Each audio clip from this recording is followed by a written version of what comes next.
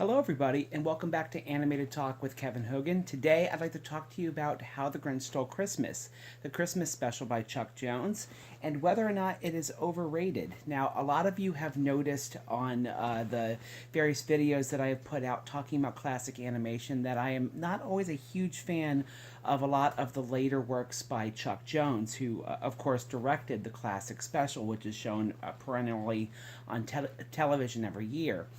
Chuck Jones directed this particular special, and it was in kind of the latter part of his career that I have a lot of criticisms for. For those of you who haven't seen those videos, what I've criticized Chuck Jones about in the past is that a lot of times in the latter part of his career, he really became a little bit too much in love with his really strong character poses. Now, the strong character poses worked really well a lot of the times in the Looney Tune cartoons in his earlier, or I should say kind of his mature middle years, 1945 to about 1955, where the characters really did quite well, where he would have Bugs Bunny look to the camera and maybe move his eyes a little bit like this to say, you know, I got this bad guy. Or Daffy Duck would give a little roll his eyes when he looks at the audience, or his beak would spin around and you just see him shudder after holding a pose. Or something like that. It worked well. Those kind of held poses helped to make the characters feel more alive by helping you to read what they were thinking in their mind. But in his later cartoons, he really became in love with it. And so you see a little bit too much in the way of character held poses, especially in the Tom and Jerry shorts that he did for MGM. When the Phantom Tollbooth, which he did later on, which is a film where he really overused those held poses. And I've also said here that I'm not a huge fan of some of his later work, such as like Ricky Tikki Tavi. I know a lot of people really like that one, but I'm not as big of a fan of it because of those held poses.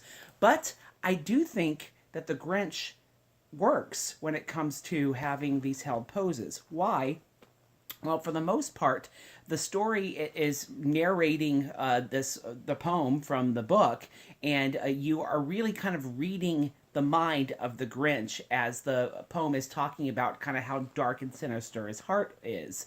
So watching the Grinch kind of do these very vaudevillian kind of, you know, big poses, or, you know, making these dastardly grins to the camera, that kind of thing. He does it a lot in this special, but it works because of the theme of the story, which is basically talking about the kind of sinister but slowly melting heart of the Grinch as he goes through this journey of kind of discovering that caring about other people definitely has its benefits. The dog that's kind of running around with him throughout the special also has a lot of key poses, but the dog is reacting to the Grinch's reactions and trying to basically kind of mirror what we would be thinking watching this kind of dastardly Grinch. So it does kind of work with the kind of story that is being presented here. Of course, the songs work very well. You know, "You're a Mean One, Mr. Grinch" has become a very popular song.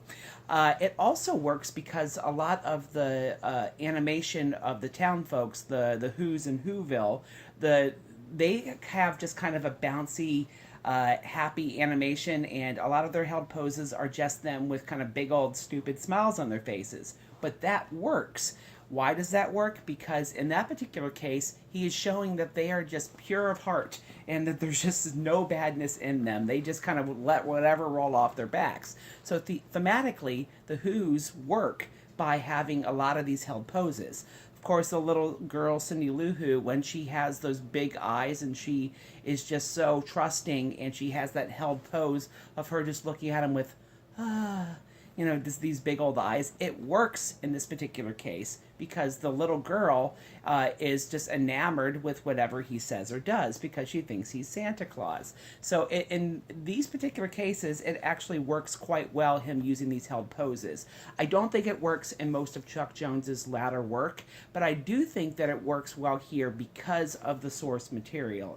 I'm not sure how much of it is by design or how much of it is just kind of Chuck Jones picking the right project and it just kind of works with his style. But regardless, it does, I think, come across quite well here.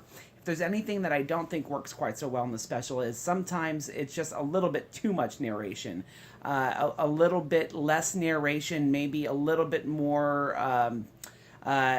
Maybe a little bit less of the talking and watching the Grinch do poses, and maybe a little bit more action could have helped. But in general, it really doesn't matter that much. It works, I think, pretty well, and I think most people are happy with it.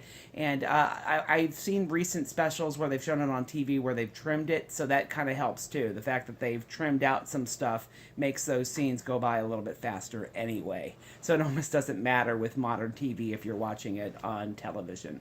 So I do think that it's a good special. I do think that it's one that has stood the test of time and it will continue to. And I don't think that it's necessarily overrated. I think it is relatively well rated.